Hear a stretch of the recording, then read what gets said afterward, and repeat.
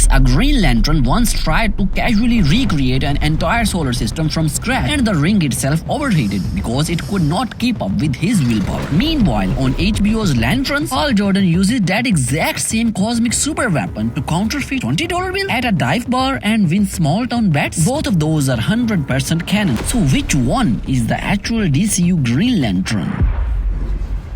Look, this isn't really a debate about whether Green Lantern is powerful in the comics.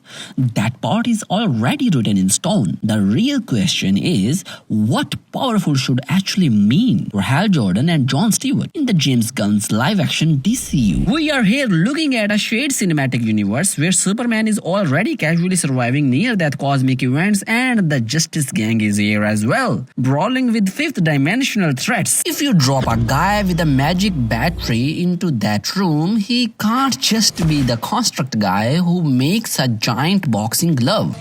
Not bad, huh? So let's break down what the Power Ring can do at full comic potential.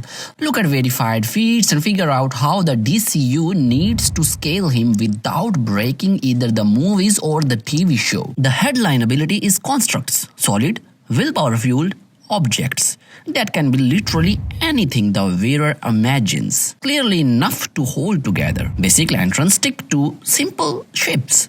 Shields, giant fists, maybe a giant green jet if they are feeling uninspired. But elite lanterns make hyper-detailed, fully functional, multicolored machinery that can fight, build, or contain massive energy output. If you want a live-action visual reference point, that already exists. Miss Marvel is the closest thing the MCU has to this ability. Her bangle generates solid hard light constructs too. Platforms, fists, shields build entirely from her own energy, the same way a lantern's ring translates willpower into shape. It's not a perfect match. Kamala's constructs are tied to a specific piece of alien tech and her own limits, not a corp's wide power system. But visually, that's roughly the language a live-action Green Lantern's constructs should be speaking. In the comics, though the ring goes way beyond energy shape, we have seen the ring hold entire microscopic planet-sized. In the most extreme documented cases, a ring pushed past its normal threshold has even pulled off borderline resurrection for a fallen wearer. That's not a gadget you buy at an interstellar hardware store. That's a portable reality editing tool that just happened to fit on your middle finger. Here's the detail that gets missed the most in the live action. The ring isn't the bottleneck, the person wearing it is. Take John Stewart during a specific arc. John's willpower was so dense that when he tried to rebuild the destroyed solar system of Zenshi, his ring threw an error code. It straight up told him his mind was outputting more raw intent than the hardware could handle. Then you look at Hal Jordan, completely separately. Hal has a documented, verified feat of physically pulling two full-sized planets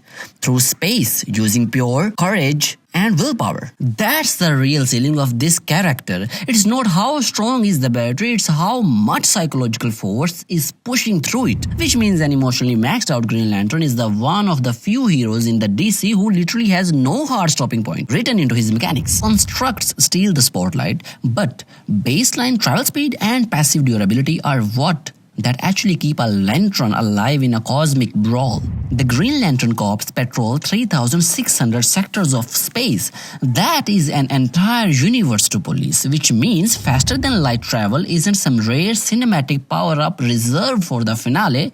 It's just their daily commute to work. Durability works off the exact same mechanic. Lanterns routinely tank hit from the cosmic heavy hitters and keep moving, because the same willpower that built a giant hammer automatically project a tight aura field around their body. Yeah, lanterns are aura farming way before the Gen Zs. That's the crucial for live action. It means Hal Jordan doesn't need to stop and actively invoke a shield move like a video game character. His defense is baked directly into his offense. As long as he isn't flinching, he is effectively bulletproof. Ask a casual fan what Green Lantern's weakness is, and they'll tell you, oh, he can't hit yellow stuff. That is ancient history. The comics told us that yellow limitation years ago, revealing it wasn't a flaw in the ring code at all, it was parallax, the cosmic embodiment of fear trapped inside a central power battery, quietly corrupting the rings from inside out. That distinction is everything. If the DCU wants to write him correctly, a random color weakness is a cheap video game mechanic, but fear actively sabotaging willpower from within, that is a real character flaw. And conveniently, that's already been teased in Lanterns, where the entire premiere centers on a single heavy question. Is Hal Jordan secretly terrified? It's only one question. We're so dead. Are you afraid? If you have watched Lanterns, you know the tone is intentionally grounded. Small Nebraska town, dive bar tricks, counterfeit cash, human-scale murder mysteries. Is that DC underselling the character? Honestly, no. It's a deliberate choice. For a long-form TV format, it's actually the smartest move they could have made. If you give Hal the ability to rewrite solar system every Tuesday at 8 p.m., the stakes evaporate immediately. You end up with Superman problem, where every threat has to be universe-ending just to make the main character sweat. By keeping Hal and John grounded in local human-level drama, the fear and death foreshadowing actually lands. The stakes feel personal because we aren't constantly staring at god-tier cosmic feats. But the question is, where this approach has to change? And the answer? The second Green Lantern steps into a blockbuster Justice League movie. Remember, this DCU already features a Superman who tanks star-level cosmic energy while suffering kryptonite poisoning. If Hal Jordan shows up to aid the Justice League and his biggest contribution is making a giant green lasso and bot trick illusions, he's going to feel like a minor league player sitting at a dirt table. The fix is surprisingly simple. Keep the TV show grounded because long-form storytelling thrives on restraint.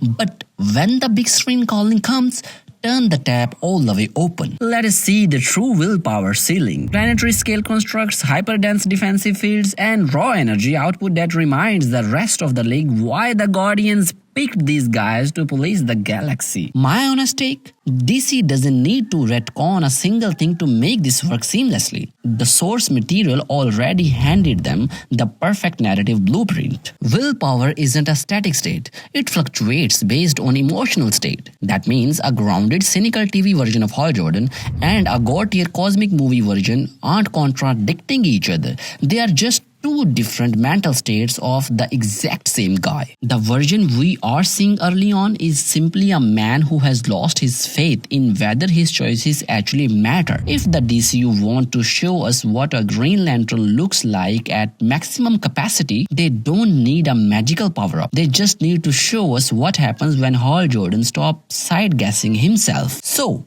what's your take? Should James Gunn keep the Green Lantern grounded across the entire DCU for consistency? Or do you want to see full planet-moving power scaling once he joins the team movies? Drop your thoughts in the comments. And if there's one specific comic feat you need to see adapted on a big screen, let me know which one it is. Don't forget to hit the like and subscribe, and I'll catch you in the next one.